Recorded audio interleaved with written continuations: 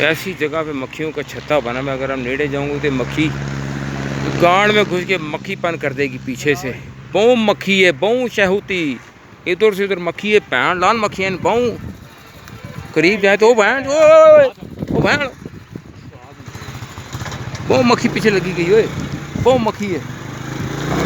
बहुत भागने की कोशिश की हमने, मक्खियाँ बहुत पीछे लगी थी। अब हम देख रहे हैं मक्खियों से भाग के हैं, शायद वाला पता नहीं बुण मरवाने गया कहीं।